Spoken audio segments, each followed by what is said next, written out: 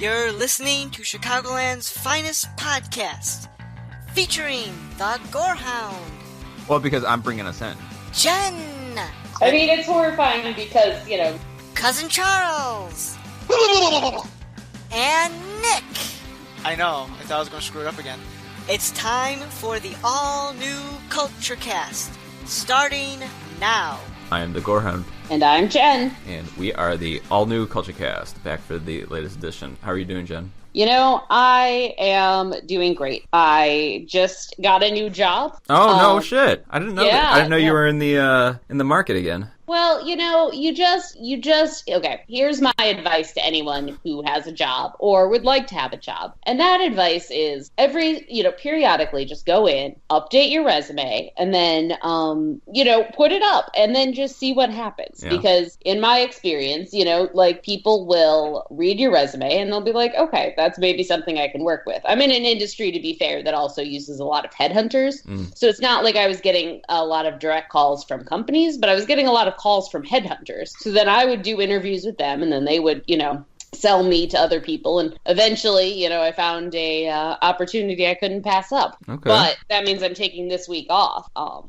So that I can not work for a week. Yeah, awesome. I was going to try to make that sound deeper, but didn't want to work for a week.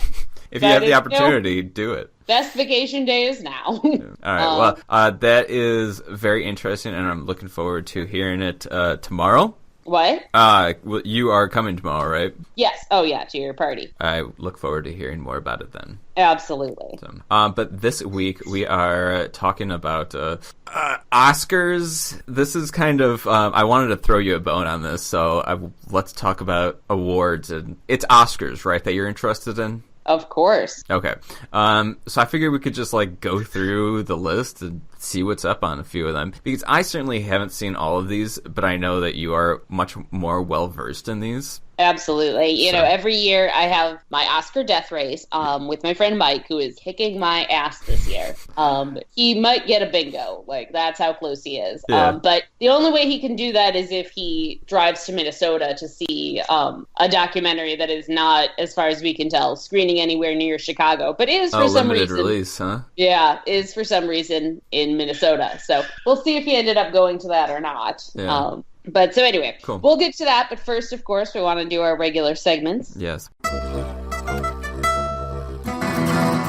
What have you been watching? I will start us off. I have actually been watching nothing but Halloween movies. Just straight up Michael Myers movies. I have had a few of them, and I decided I'm just going to go through all of them. And after watching 4 and 5, I was like, I'm kind of in a Danielle Harris kind of mood. And so, for those of you who don't know, Danielle Harris is I forgot her role, but she's the little girl in 4 and 5. And now she's considered a scream queen because now she is all grown up and is headlining a lot of B-movie horror movies, but also some bigger ones like Hatchet, which is very, very good. So I've been watching a few of those, and I wanted to get the Graveyard Queen involved. And so we watched this. Is the dog being fed? Nope, that's just Thor getting some ice. I thought it would be quieter. Sorry. Well, with such an open room, it's kind of difficult to be so quiet, but I forgive him. But since I was in a Danielle Harris kind of mood, and I wanted the Graveyard Queen to be involved, I found a Danielle Harris romance movie called Goosed from the 90s. Have you heard of this? Oh. No, you haven't? No, I haven't heard anything about it. It is basically a movie where Danielle Harris is a teenager, and then she grows up to be Jennifer Tilly. Really? Yeah, and it was just it's the weirdest transformation, and the movie is not good at all. We ended up cutting it out 3/4 of the way through, just because the novelty of seeing Danielle Harris grow up to be Jennifer Tilly was just not enough to keep me interested. And then I'd also watched Bride of Chucky recently, so I was also in kind of a Jennifer Tilly kind of mood. So, but additionally, I am very upset that X-Files was not on for a second week in a row. I was like, really? Come on. This week, they were sure to do it, and I even, like, cut my workout short, because I was like, I'm going to catch it this week. Like, because you want to see them do it? No, I just want to watch. I expect X-Files every week, and let's get this straight, they're not going to. They made that mistake in the movie, and it was just like, let's just, tread back on that. So, absolutely. But yeah, I just really want to watch it. It's so, yeah, that's bothersome. Hey, listen, we all have our needs sexually, And so I was going to give Man Crush of the Week to David Duchovny, because additionally he was on Wait, Wait, Don't Tell Me this week. And I was like, really? He's so great. I love Was it a good interview? Oh, it was a Wait, Wait. You're familiar with Wait, Wait? Yes. Okay. Yeah, he was just the celebrity, and he was just, he was witty, threw in some X-Files references, and I'm just like, this guy's great. So I want to give it to him, but at the same time, I am withholding because he's been off of X-Files for 2 weeks now, and... So, sorry. I'm sure if he realized that he could be your man crush of the week on a podcast, he would have done better to appear on the show. Dude, someday when we're big, he's gonna, listen to the back catalog, and he's gonna be upset, and he might have to apologize. Yeah, or just, do a lot of cocaine. So yeah, that's what's going on with me. How about yourself? So I have not been watching a lot of shows because, as I said, I'm taking this week off of work and using the opportunity to catch up on a lot of my Oscar movies. Yeah. There is a podcast that I have been listening to. The Onion came out with a podcast called A Very Fatal Murder. Yeah. It's a spoof. It is. You may have heard it from every commercial for every other podcast. So, of course, I had to listen. Of course, I also tried to look it up, and I was calling it A Very Perfect Murder. Yeah. So I could find it, and I was like, oh, my God, did they not have it on my podcast app for some reason? No, of course they had it on my podcast app. I'm just a dummy, and I had put in the wrong title. But I listened to the whole thing, and it was delightful. So, as everyone who listens knows, I'm definitely a murder podcast person. That you are. Listen to a fair amount of murder podcasts. And so listening to this one, which was about this guy working for the Onion Radio news network, and he, basically is trying to investigate this murder. So he goes and lives in this town for 10 years, marries one of the people there, but the whole time he's just talking about these simple people in this simple town who don't even know about New York, and it was very delightful. So anyone who has listened, for instance, to S-Town may want to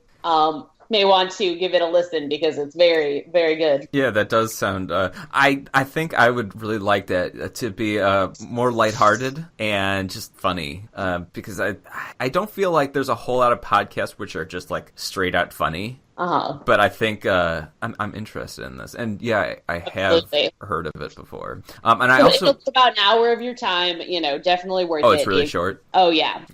Cool. And I also listened to Cocaine and Rhinestones, that one that you suggested. I did. And it's really good, but it's also very dense. And when a podcast is dense, I have a difficult time listening to it at work, and that's pretty much where you listen to your podcasts. Yeah, and I listen to them while I'm working out, but it has to be a different type of podcast while I'm working out. Fair enough. I actually only really listen to one podcast while I'm working out that's called 6 Foot Plus, because it's just a whole bunch of punk bands and horror punk bands and just a lot of monster themed music. All right, none of that's real. You would love it, because no, you wouldn't. All imaginary genres. It would be a lot of talking points. But yeah, I listened. It was really dense, but it was actually very informative. And so I'm going to keep it on my back burner for whenever I'm if I'm on the car for an hour, that is going to be the first thing I'm listening to, because it was also a lot of really great music. And yeah, absolutely. I don't listen to country music very frequently. And so whenever I hear it, it's it's all new to me, and I really like new music.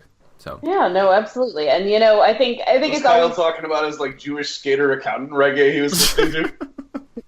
Go away. I'm sorry. I need to go lock myself in another room. No, I kind of like his random burst of information. Look, it's okay to just admit that we don't like him. All right. Anything else you been watching? Nope. Just this podcast, and then a few of my regular podcasts. Although between switching as I'm switching jobs, I fear it'll be a while before I can settle back into my podcast routine. So in the meantime, my phone will be blowing up with extra podcasts. Yeah. All right. So for the outline of this, I figured. So here's how I think we should sort of look at this. Yeah. So there's definitely as I stated before, I always try to see all of the Oscar nominated movies, and that means the weird, obscure short documentaries, and I go see all the shorts every year. And where do you see these shorts? Living in Chicago, there's like 8 different places that will show them.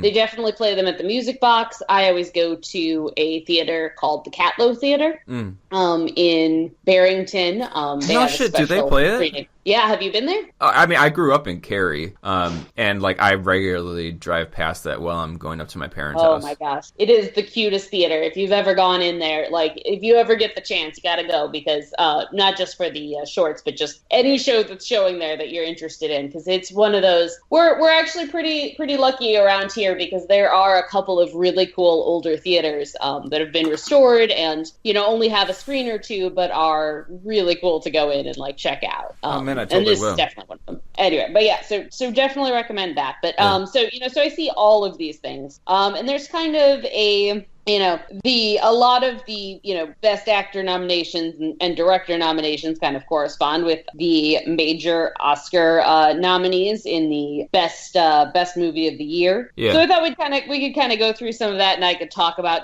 what I think has a shot, what doesn't have a shot, what tends to be things that the Academy likes. There's definitely certain things that the Academy likes. Yeah. For instance, the Holocaust. Yeah, they like that. They love the Holocaust. Okay. Actually, it was very funny because a few years ago, my friend and I, who do the Oscar death race, we went and saw the shorts, and there was one that had been nominated that were the documentary shorts. There's 3 different categories of shorts: live action, which are all kind of fictional stories, documentary, and then the animated. But so anyway, so we had seen the documentary, and there was one that was about this. Oh gosh, what was it about? It was about a Holocaust survivor who was donating his instruments her instruments to a school program. And you watch this and you're just like, this is going to win the Oscar, even though it's not necessarily the best movie of the year, the best short documentary, but it's got the Holocaust, it's got children. Like, there's no way this isn't going to win. And then it didn't win. We were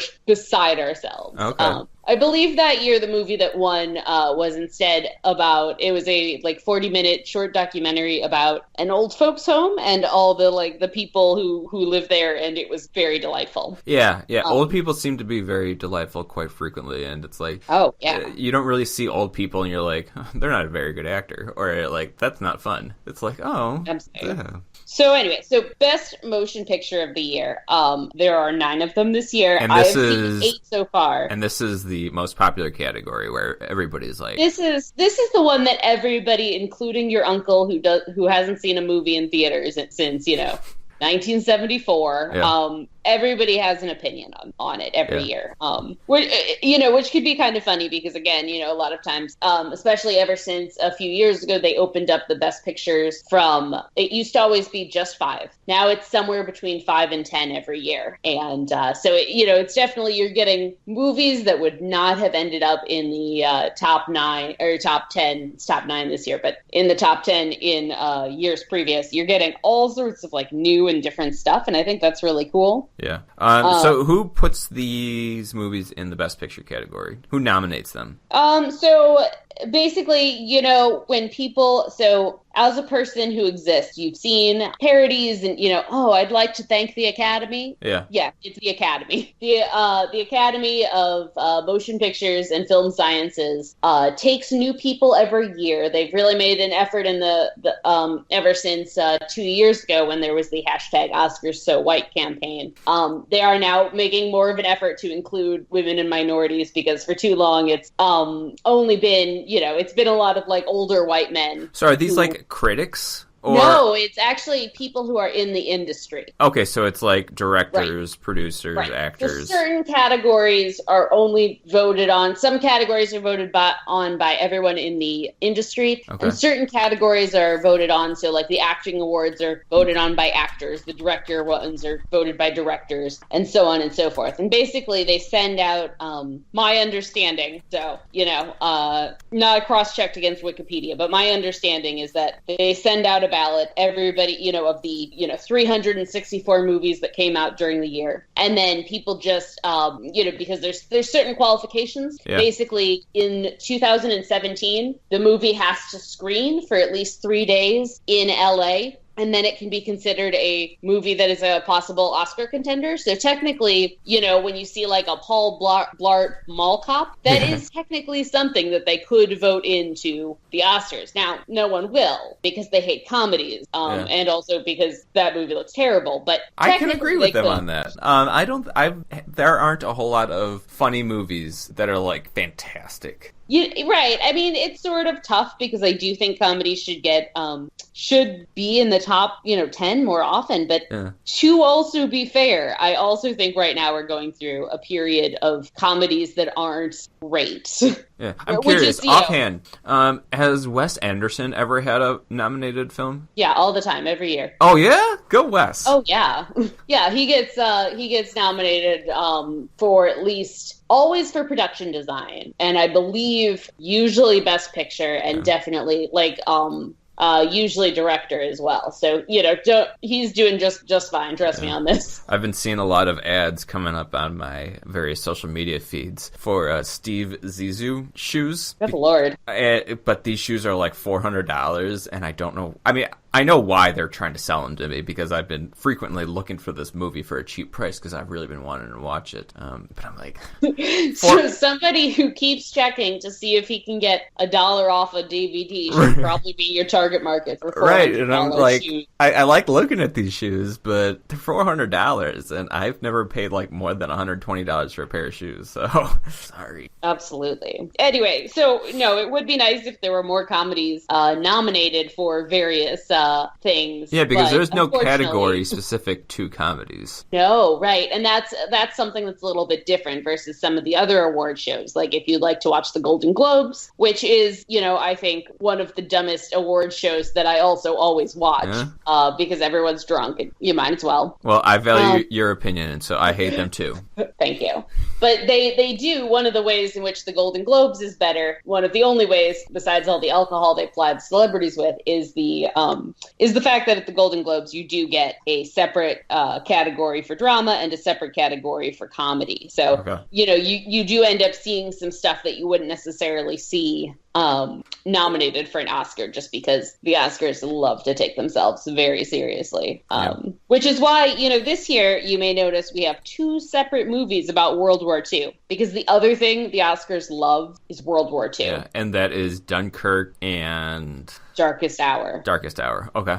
Okay, so we can, right off the bat, they were both nominated for a bunch of things. I found them both super boring. Yeah. I don't really do war movies. It's just... Right. To be fair, war movies are also just generally pretty terrible. But, I mean, at least for what I enjoy about movies. Dunkirk I think it was a brave and interesting choice they made, because one of the things they did with that was to keep the movie entirely focused on a bunch of, kind of nobodies. It's not like you don't have, a famous general coming in. You don't have a lot of, people, government people talking about what's going to happen. It's basically, the whole thing is just about this group of men who are on this sort of doomed mission, and it's mostly silent, not a lot of dialogue. A lot of people, which also, unfortunately, the problem with that is that when you don't include a lot of dialogue, first of all, I start drifting, and second of all, it makes it harder to care about the characters beyond the basic, I would like for people not to die. Yeah. But specifically, I'm not sure if I care if these people die, because I don't even know if they have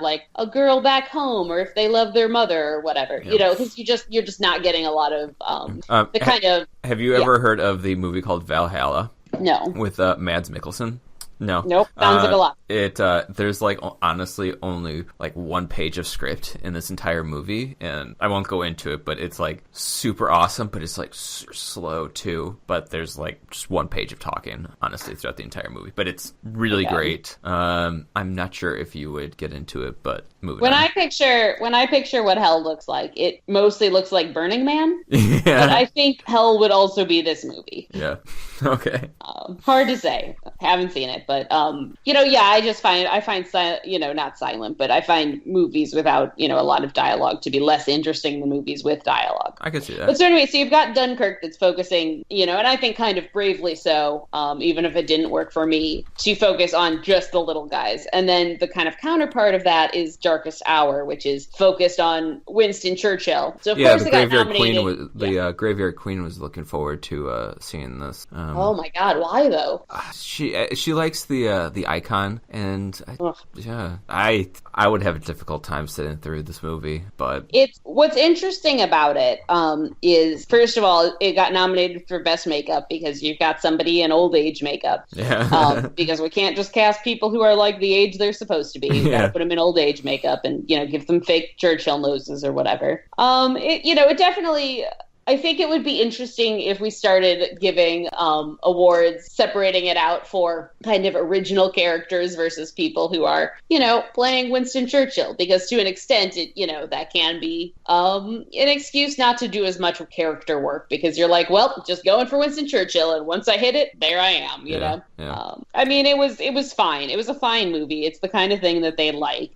It looks like there's so much talking in this movie, and like just a supposed suspense, but I'm like, I would not be able to sit through this. I think I would rather sit through Dunkirk than Darkest Hour, but that's just... You know what? That can be yours. It's on DVD right now. Oh, well, no. I don't. I still don't want to. But I figured Dunkirk, you actually get to like look at the beach instead of Darkest Hour, where it just looks like dark rooms and smoke everywhere. No, you never saw Get Out, right? Oh, no, that is one of the few that I did watch. Okay. Yeah, we saw that in theaters just to support Key and Peele. Or the one half of Key and Peele, I forgot. Only Peele. Yeah.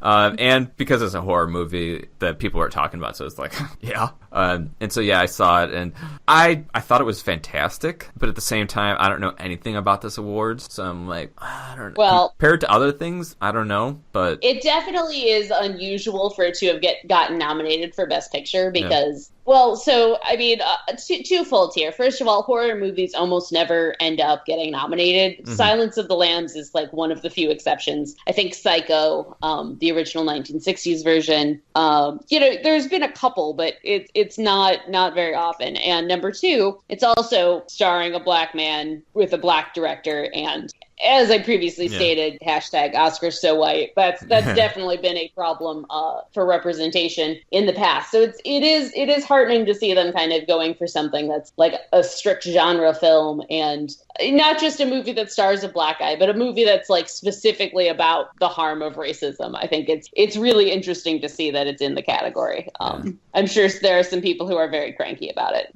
but who cares? They're racist. What else? How about Call Me by Your Name? That is the one I haven't seen yet. Oh, no? No, it is on my list to do this weekend. I just haven't had the time. Okay. I forgot to mention fun fact. But I'm excited. Fun fact about Darkest Hour is that there's also a metal band called Darkest Hour, which is one of my favorites. And I actually have quite a few albums by them. Are they just like regular metal or like super speed I rock think metal? Without looking it up, I would have to say metalcore or maybe deathcore. I'm curious. Oh, just heavy metal band. Okay, metalcore or melodic death metal. What even? No, melodic death metal is very good genre. That is, you have to balance. You have to balance on the fence really well. But if you could accomplish it, you can really do it well. Because death metal isn't very melodic, and it doesn't really have I don't know, like a flow to it, or in the strictest sense, a melody to it. So it adds like a little bit of fun to death metal. Listen, if anyone listening understood what Gorehound was saying, or agrees with him that this is an actual genre, please write to us. I am going to make you sit through a podcast where I just go through these genres and what makes something metalcore or melodic death metal. So. Okay, I will agree to it as long as you include samples. That would be a fun podcast. podcast to edit. Because if you're just sitting there and you're like, well, it's more melodic than deathcore, but it's less melodic than pantscore or whatever sort of nonsense you're going to say to me. Like, you need to back it up with actual music. Okay. I think I can work on that. That'll be a challenge. That's gonna be our podcast for April. I want there to be a podcast. It's just you playing music and me telling you if I believe it's real or not. Right. But at least one genre has to be something you make up and is just like car noises. There is a pirate metal band that had a bonus track where they had dogs singing their hit, and it was fun. I listened to the full thing. All right. Okay. All right. Of course I you can did. see you just scolding me right now. I'm so glad I didn't have to text you a picture of my disappointed face. Okay, so next on the best picture is Lady Bird. Lady Bird, loved it so much. This is definitely one that I think would not have gotten the nomination in a year where you only had 5 pictures, because it's about women, and it's definitely, I wouldn't call it a comedy, but it definitely has a lot more comedic elements. It's definitely still like a drama at heart, but yeah, it's a coming of age story, right? Exactly. It's a coming of age story, which takes place right around the time I'm about the same age as the character. So I'm watching this. She's at a Catholic high school. I was not at a Catholic high school, but I'm watching this and I'm like, oh my God, like I remember so much about this horrifying period piece. And just seeing these screenshots reminds me of Donnie Darko. You know, in many ways, it's like Donnie Darko, except like if Donnie Darko were good. And shut up about Saoirse Ronan. Would I say it's like Donnie Darko? No, I would, but it definitely like the.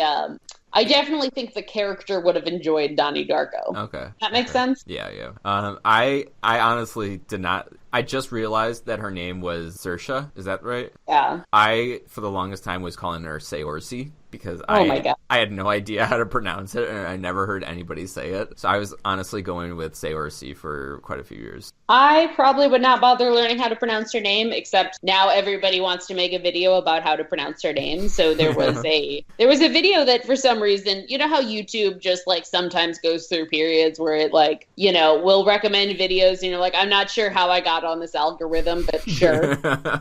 And so there was like an SNL sketch where they make fun of her name, and there's also a check that out. And then there's also a video of her trying to pronounce other people's names, which was pretty delightful. Promoting, you know, whatever. But anyway, so definitely did. People should go see it, and then afterwards they should call their mothers because they were probably a dick high school student too. One thing that I'm not seeing on this list is the movie Big Sick. Big Sick, it did get nominated for screenplay.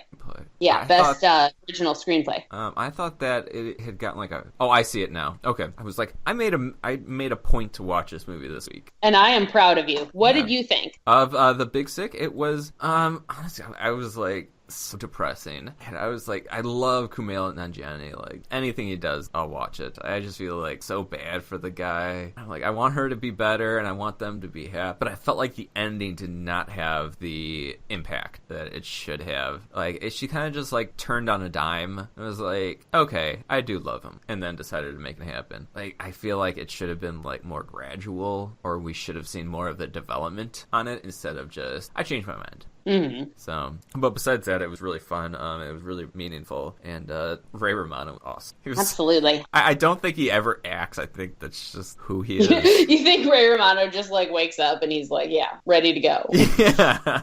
Like, don't show me a script. I'm just going to show up. I want to be completely fresh. Yeah. There's a podcast out there that you should listen to, but only after you've listened to our entire back catalog, called I Think You're Interesting by Todd Vanderwerf. Yes. Vanderwerf? I was actually listening to a little bit of that. It was either that's the one where they talk about jokes. No, that's the good one.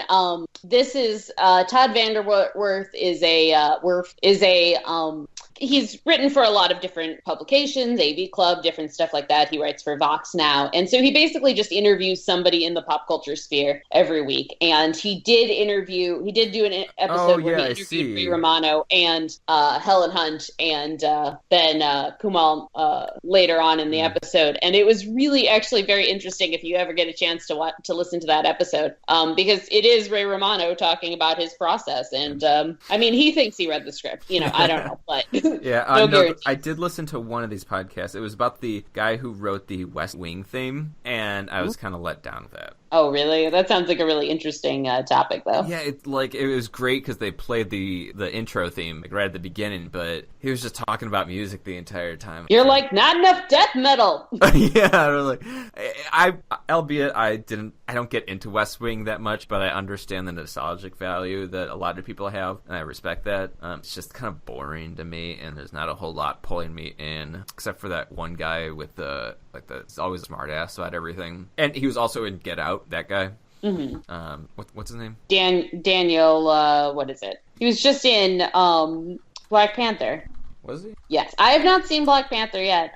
That is on my list, but Daniel Kulala, I believe. Kulala? No, the Bradley Whitford. Oh, Bradley Whitford. Yes, Bradley Whitford is there. Yes. Yeah, and he was also in West Wing, and so he's really the only guy in West Wing that really keeps me, not walking away from it. There was also an episode of I Think You're Interesting where he interviewed Bradley Whitford. Oh, yeah? The girl would like that. She would. All right. So we just discussed Lady Bird. How about Phantom Thread? This looks just so boring. Okay. I'm going to be honest with you. So I went in I saw it before the nominations came out because I was like, this is going to get nominated because you've got Daniel Day-Lewis in what's supposedly his last Hollywood role. We'll see. But so I just kind of had a feeling, and then I got nominated for 6 things, and I felt very validated. But so I saw it the weekend before nominations came out. And I will say I kind of went in not really knowing what it was about. I thought it was going to be a period piece murder mystery. Yeah. Based on no particular thing. No one told me it was a murder mystery. I just decided it was. Based on the cover. Anyway, it seemed like a murder mystery. So anyway, I went to go see it, and it was the premise behind it. Okay, so the guy who directed it, Paul Thomas Anderson, who, by the way, is married to Maya Rudolph, which seems like a strange pairing. But they have 4 kids. They seem happy. Yeah. Anyway, so the movie is basically about this man, Daniel Day-Lewis, who is an artist. He makes clothing. He has his own house line or whatever. Mostly couture, that kind of thing. So it's all individual dresses for individual people, not mass market anything. Okay. So anyway, it's in the 1950s, and he basically picks up a young woman that he wants to make be his muse, and then she discovers that he's he's sort of a cad and he's sort of a jerk, and she's trying to get him to love her in the way she wants, and then she basically realizes that spoiler alert, she decides that the only way to get him to love her is to make him ill, so she starts poisoning him. Okay. And I was like, this is kinkier than I expected. I like the train of thought. Yeah, it was not what I was expecting at all. It definitely is a slow moving piece. I think in a year where we have had so many, men come to light for being jerks, with all the Time's Up and the people, coming out and saying, who's been sexually harassed and who is a sexual harasser. It was very interesting to kind of see a movie that lionizes a guy for being a creative genius and kind of in many ways excuses his behavior. So he mistreats everyone around him because he's a genius. And there's this whole through line because of course he makes these clothing and he talks about sewing hidden messages into the fabric, and you're just okay, I understand that this movie is actually about being Paul Thomas Anderson and that he is saying, listen, I'm a genius and therefore I don't have to be nice to people. I mean, I'm sure that's not what he thinks he's saying, but to me, I'm watching this and I'm thinking, oh my God, yes, if there's one thing we need to do, it's excuse the behavior of men who are geniuses. So I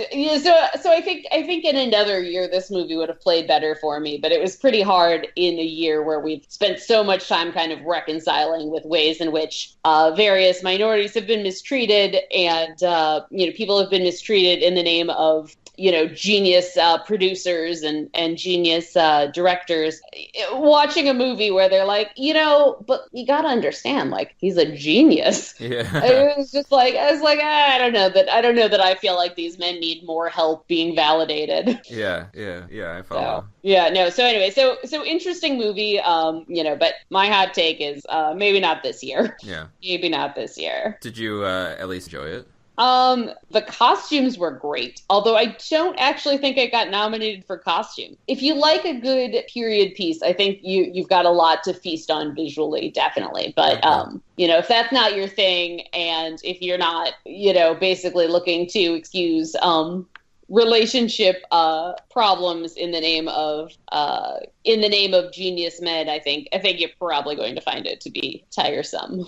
So, the next is The Post. Tell me about that one. All right. The Post is about the Washington Post in the 70s releasing a bunch of information and writing a bunch of stories on basically stolen documents about the Vietnam War. So somebody had gone in, taken a bunch of these documents from the government, made photocopies of them, had released them to the New York Times, and the New York Times tried to publish them, and then the U.S. government basically tried to sue them. And then, this is all kind of the setting, and then basically the Washington Post gets the information, and they have to decide whether or not they are going to make a stand for the First Amendment and publish these documents, knowing that they could potentially, cause a lot of harm to people in power, and but potentially do something to work on ending this long, pointless war. So this is based on a true story. Yes, this is based on a true story. Oh. And, definitely they tie it into what happens later with, what's that called?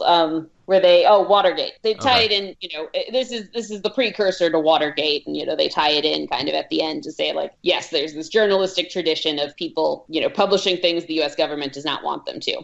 So stars Tom Hanks and Meryl Streep, who I think are both great, but I also think makes a great cover. Oh, absolutely. And I like them both as actors, and I think they're both great people, but I think sometimes it can be hard to watch them and to fully disappear them into the role. Like, when I am watching Tom Hanks, I'm thinking, man, I love this performance by Tom Hanks. I'm not like, he's definitely just kind of reached that level, though, for me, where I can't watch him and just be like, oh, no, that could be anybody. No, it's Tom Hanks. I know it's Tom Hanks. I follow. So, but it's a good movie. I wouldn't say it's a great movie. Again, if what you want is to watch a movie that focuses a lot of attention, like a lot of loving camera shots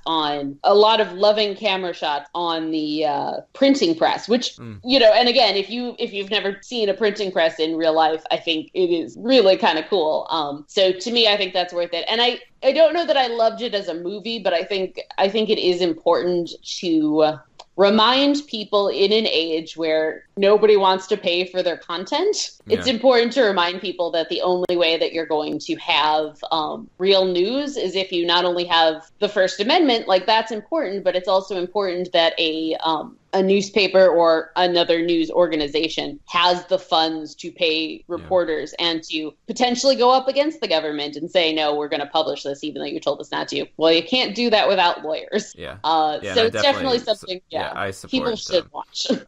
I support once we bought the house, I was really excited that we were able to get a actual newspaper subscription, and it makes me feel good. Like, absolutely. And, and I think it is, but so to me, I think that's the kind of the important part. The movie is a little bit secondary. Yeah. Now, I have a friend who is a news reporter. Yeah. She is like on the news every night at 6 p.m. Oh, yeah? And you want to name drop? Yeah. Yes, my friend is named Kristen Crowley in Rockford, Illinois. Oh. She's a real person, and I am her friend. Cool. She likes the person. What channel is she on? What? What channel is she on? The channel? That's a great question. And if I were a better friend, I could tell you. Okay, maybe I'll just cut that part out. Thanks. Anyway, so she does the news, and so I did ask her about it because we went to brunch, and I said, what did you think about it as somebody who works in the news industry? And she definitely said, comparing it with the movie Spotlight that came out a few years ago, which I would wholeheartedly recommend, and which was a surprise win for a much smaller movie than usually wins. But it won Best Picture. Came out 2 years ago. Anyway, and that is a movie that focuses on reporters basically investigating the Catholic Church scandals. With the whole related to pedophile priests and all that. And wholeheartly recommend. Not as it would turn out a great date movie, as I learned when I first started dating Thor. But anyway, great movie though. And she said that when she watched that one, that made her really feel proud to be a reporter. And this movie is much less about reporting because the literal premise, the historical precedent of this was like somebody handed them a box, basically. Yeah. So less reporting and more about like the work that the news organization does to like go through the work of publishing it. It's not as much about the reporting as it is about like the laws behind it and about, taking the stand against the government. Less about reporting. So anyway, so listening to her perspective I thought was really interesting because that would be a good perspective. Yeah, absolutely. And it's good to talk to these people and ask them what they think about these kind of movies. So anyway, The Post, great period piece, but not necessarily something that I think is the best story, but I think it is a good message and people should. So in The Post, Meryl Streep plays Floyd Mayweather? No, that's quick. Floyd Mayweather Post. I don't know what he's talking about. Isn't it Merriweather? No? Mayweather. It was a Mayweather Floyd boxing match a year or two ago. Is that what you're referring to? I assume that's what he's referring to, but God knows. So anyway, but yeah, so The Post, okay. Definitely you should probably see it, but like if you don't want to, I think you can just subscribe to a newspaper and I'll feel good. Yeah, I like that because while I give that these movies may be great, like I just watch all the Halloween movies and I just want to watch more Halloween movies. So I'm probably not the best person to offer recommendations about these, but listen, I cannot wait until the day you find out that you can watch both Halloween movies and Oscar movies. I went through the entire series and I was like, I think I'm just gonna start it over again because like that wasn't enough Michael Myers. So, but I'm just a weird guy. Absolutely, so. I say that to you all the time. All right. Next up is we have two more on the Best Picture, The Shape of Water. So this one, it looked weird, and I wasn't really into it until I saw Guillermo del Toro's accept speech for some other award, and it really convinced me, like, I should see them. Because while he has done Orphanage, the Spanish horror movie, which I thought was, like, one of the best horror movies of that year, and it still has, like, one of the best twists ever. And it's, like, legitimately good, even from a horror perspective. And that one was, I think, his best movie, or my most interested movie. And the rest, they were great, but they were just a little bit too far beyond me. Like, Pan's Labyrinth was aesthetically beautiful, but something wasn't ticking right with me. And so this one, I felt the same, but after I saw that, I was like, I should do this. Because it does, after hearing about how much he, like, put his passion to this, it looks fantastic. I mean, and you got Michael Shannon in there, so it's really up my Michael alley Shannon is, like, your man crush of the week 7 years running, right? Yeah. Oh, not that long. But yeah, I was actually listening to a song that he did, because he's in a band called Corporal, and he did this song called Obama 1, and another song called Obama 2. And the first one is kind of like a fast-paced bluegrass song about Obama, and then the second song is an acoustic version of it. And it's actually really good, kind of short, but I actually listened to it about 3 times today. Man, catchy. What's this band called? His band is called Corporal. Oh, is that Australian didgeridoo hip-hop ska band? No. To explain my dumb joke before. No one for cares. years, Stop. I thought until just now, I thought the Washington Post was founded by the Post family, which was owned by Merriweather Post, but it turns out that she owned Post cereal. Oh my God, what is happening? And I thought that's what this movie, The Post you saw, was about Major Merriweather Post. But it turned out she died in 1973 and owned Post cereal. Please leave. I am, like, a lot more bored with this movie now. I thought you were making some connection to Floyd Mayweather. All right. So you saw this Shape of Water. Yeah, The Shape of Water. I actually saw it with Thor. And so luckily he's right here for some reason. And so maybe he can also give his opinion on The Shape of Water. It was awesome. It had this part where when really magical stuff happens, there's light emitting like through in between the floorboards of her apartment, and it was like the coolest lighting I've seen in a movie, like a mainstream movie. Like it was stuff you'd see in like maybe like when movies were much more impressionistic, like Cabinet of Dr. Caligari style stuff. Yeah. Lighting can really improve a movie. It should have had more Major Merriweather Post in it, but when a movie it was very good. When a movie really does puts focus on light, because I know in horror movies, whenever they're in a forest and you have that light coming from the distance and there's fog in there, I like immediately remember that movie forever, because I think that's one of the coolest scenes that they do in a forest, and it really goes to show how much lighting really absolutely no pun intended, bring to light a scene.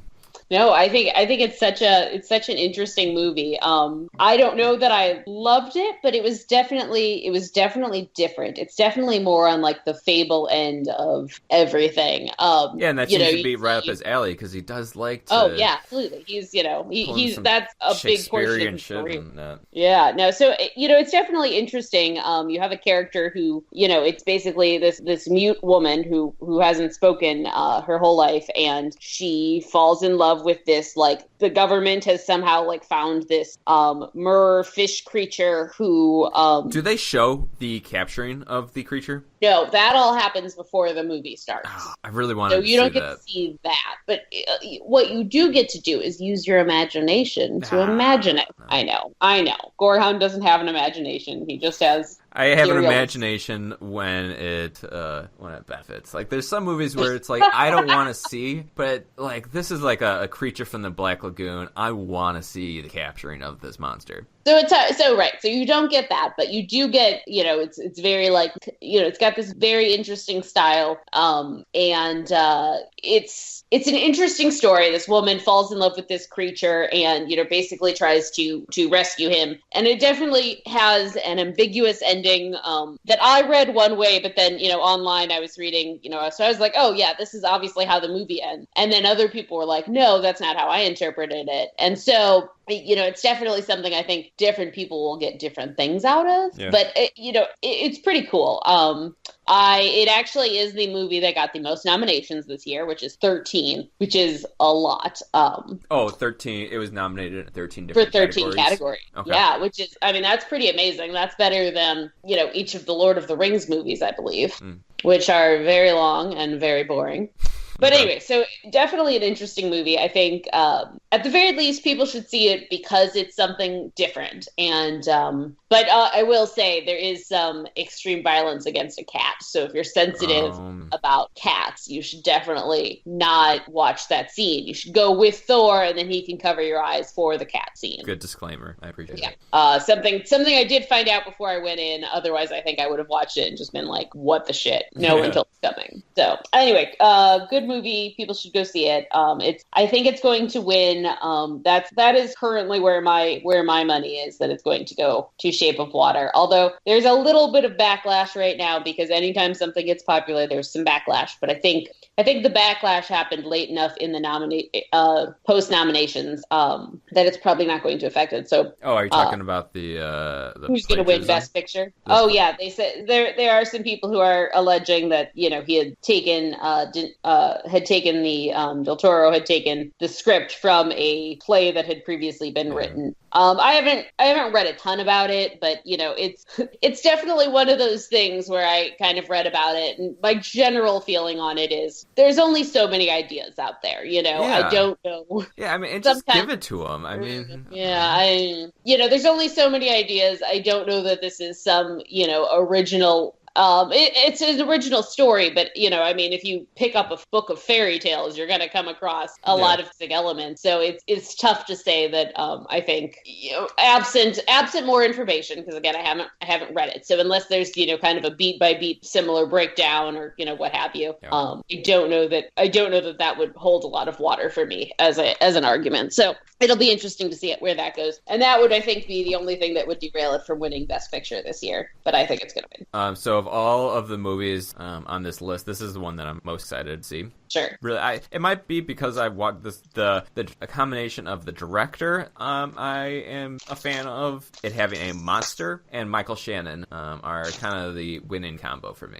Yeah, I mean, if you like Michael Shannon, this is Michael Shannoning all over the place. Like, I personally am not as much of a Michael Shannon person. I don't know that I hate him. I think it's just something about his look. He always looks a little scary to me. Oh, he's so intense. But exactly. It's also he's a little too much for me, generally. It's also like a loving intensity. Like, you could see like he loves you a little when he looks from the screen. So that's interesting because I don't feel like he loves me personally. But, sometimes I think two people can watch the same movie and have a different experience. Like, for instance, you watch this movie and you let me know if you think he's like eye fucking you from the screen.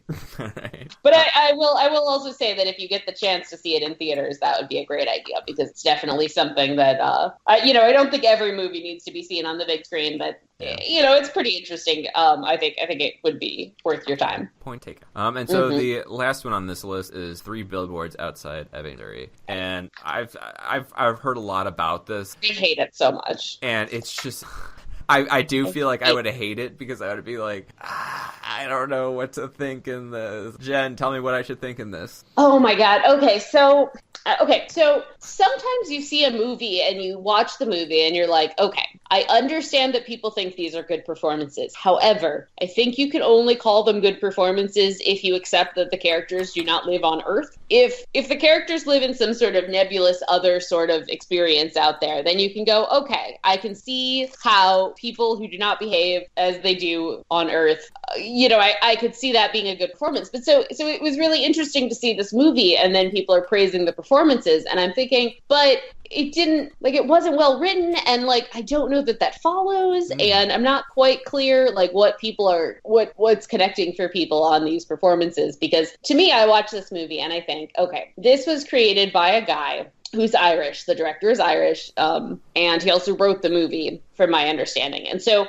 afterwards, I went and looked up some interviews by him, and he basically said that he was interested in telling this story about this woman. And I was like, okay, well, the story centers around Frances McDermott, whose daughter's been recently murdered and brutally raped and murdered. And so she decides, that the town isn't doing enough about it. Police aren't doing enough about it. So she gets these billboards to shame the the town police chief, who is played by Woody Allen, who I guess has a good performance, but again, since nothing really follows, it's hard to kind of judge him against human standards. And so anyway, so she takes out these billboards, and then of course everyone's very cranky about it, and then they all snip back and forth at each other. And it's this weird movie that has a lot of ideas and doesn't quite know what to do with them.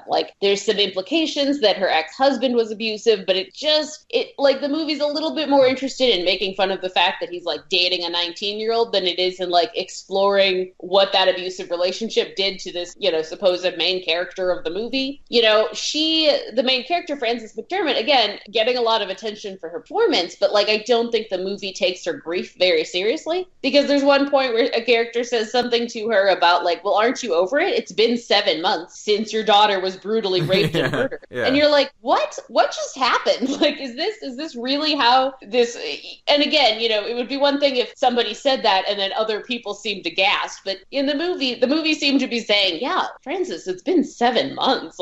Right. I mean, I guess the only way that I would see that as being okay is if the entire town was behind it and they were trying to convince her that you should move on or else we're going to kill you or something like that. I mean, you're right. There's things you can do. Yeah, I presume they're not going in the Hot Fuzz direction, but yeah. It's a very interesting concept for a movie. And then there's Sam Rockwell, who's who's another one of the cops there, and he is very racist. There's this early kind of throwaway line about how he tortures black people who are in his custody. And then later in the movie, Frances McDermott's best friend, who's a black woman and also also her boss, like, gets thrown in jail for 3 weeks. And then at the end of the movie just sort of shows up and is like, I got out of jail, but how are you doing? And you're like, what is happening? Like, it's this very interesting concept where this guy, I think, sat down and was like, I'm going to write about American racism. But also was like, I'm also, just to make sure nothing, like, enters my head, I'm not going to learn anything about American racism. So, there's a lot of, like, stuff kind of picked up and put down, and, like, it can't quite, like, make up its mind. And I think, I'm not saying that only Americans can make movies about Americans, but I am saying that perhaps the person to make a movie about,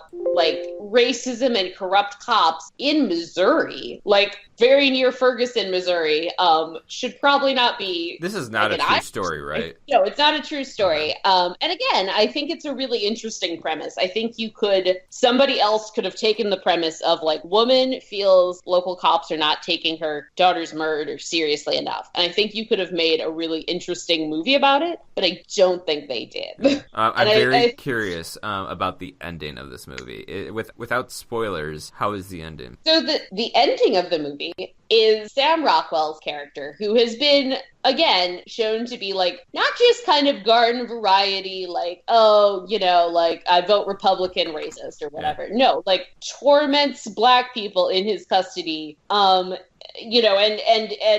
because of, not because of that, but because of some other stuff he does, gets kicked off the police force. And then at the end of the movie kind of is the one that gets the redemption arc. And you're like, what? Okay. Like, why are we redeeming him? Like, he hasn't actually, like, apologized to anyone or, like, really changed his behavior. He's become better at being a cop, but he hasn't, like, made amends for all this other really bad stuff he did along the way. But the end of the movie, it's definitely like, okay, like, I'm going to help you get justice for your daughter. And you're like, but what?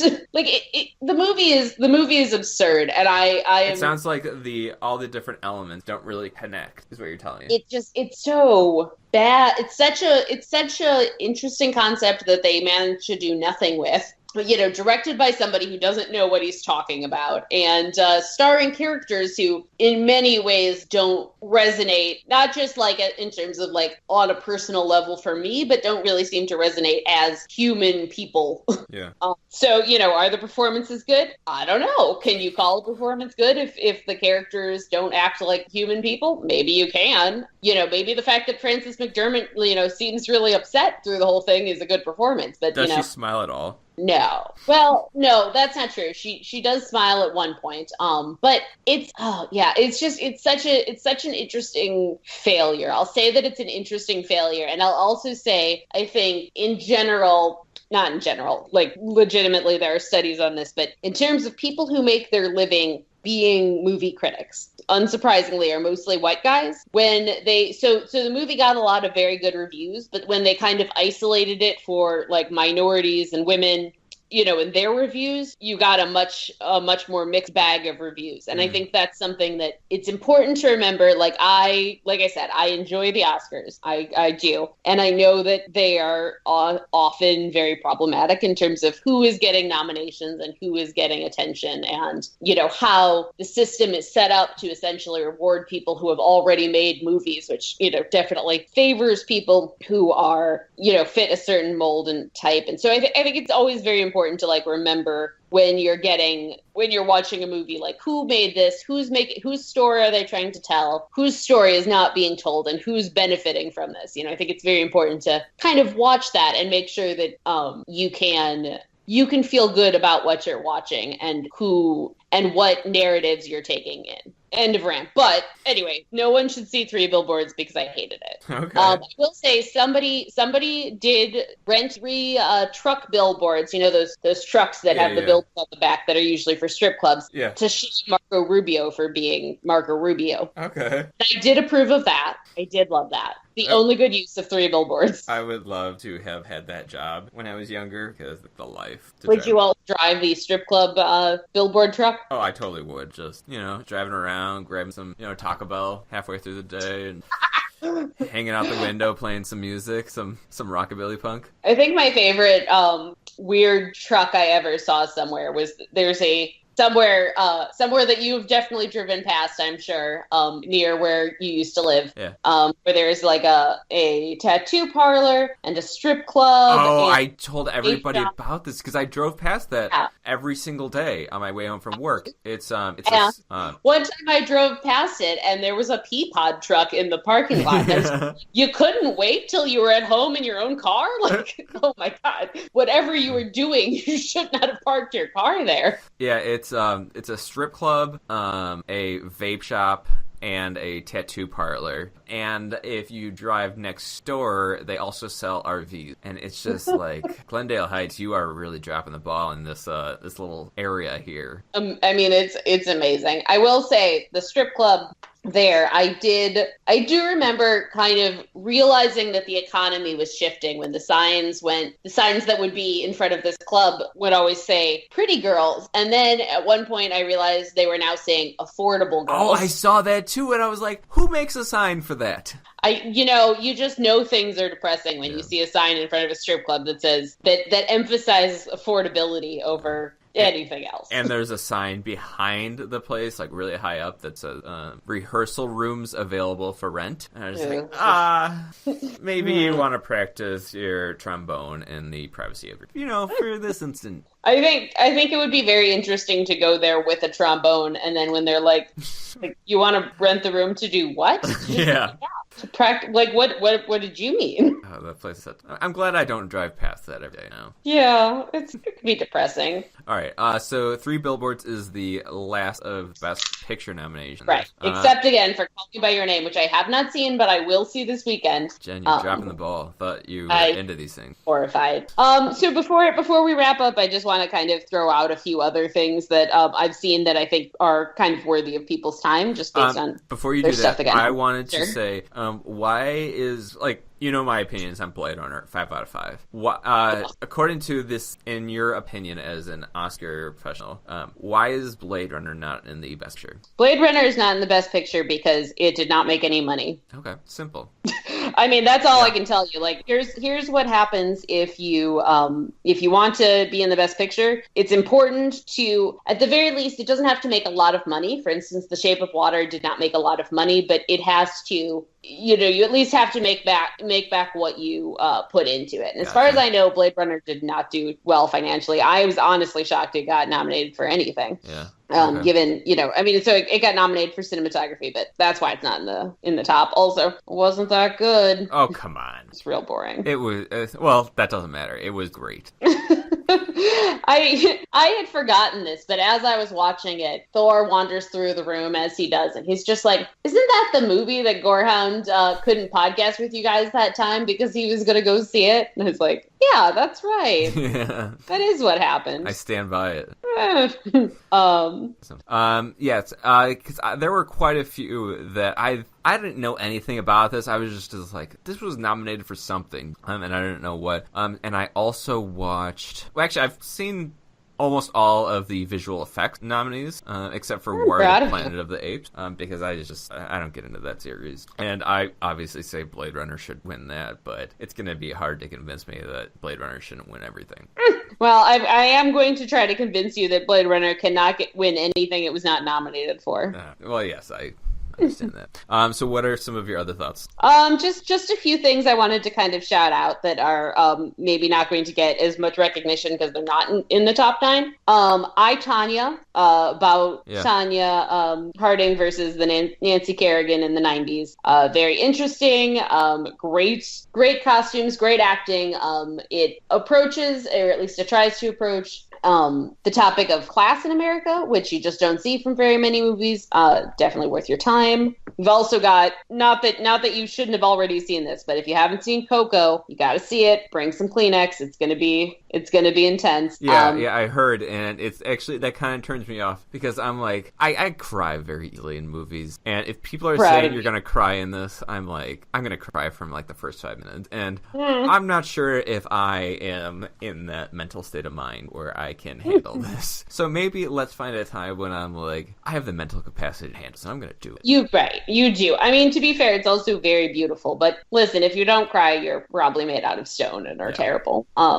Also worth your time, a documentary, you can find it on Netflix, called Strong Island. It's definitely intense. It's about a man whose brother was murdered basically in cold blood. Like but then it was never prosecuted. It tackles issues again of like class and race, and the director is the brother of the dead man, and it brings up a lot of very important issues. And I think it should get more attention. It's also, as far as I know, the first movie with a trans director that got nominated for an Oscar. So it's on Netflix. You can watch it. It is very good, very intense. Okay. Not a movie to watch while you fold your laundry, but and then, I know that feeling. There are a lot of good documentaries that are great for that. And then just as a final one, Molly's Game got nominated for screenplay. It's by Aaron Sorkin. So if you like Aaron Sorkin, it will be your jam. If you don't, it will confirm everything you already think about him as a person. Including that he mostly thinks women go for success because they have issues with their father. Not saying it's wrong, just saying it's what Aaron Sorkin thinks. But I enjoyed it a lot. It stars Jessica Chastain and Idris Elba, and I enjoyed it a lot. It is also about a woman who, based on a true story, which I didn't realize when I walked in, based on a true story about a woman who basically starts up an illegal gambling ring and ends up bringing in like celebrities and billionaires, and it's pretty crazy. Yeah. And like I said, true story. Okay. So anyway, all things you should look out for. And if anyone wants to email us what they think the winners are going to be, we will read it on air next week. We have had one person email us, and that person is in the same room as you. No, he wandered off. You can tell he wandered off because otherwise you'd hear him. Quiet.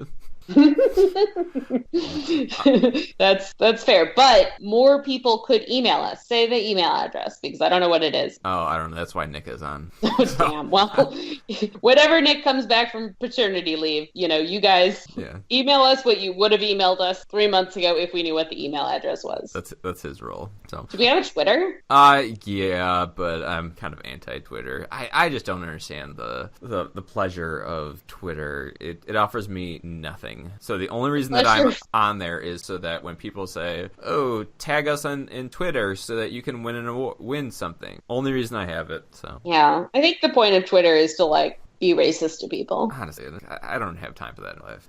The only thing left, because I wanted to get credit for the work that I did on this for this podcast.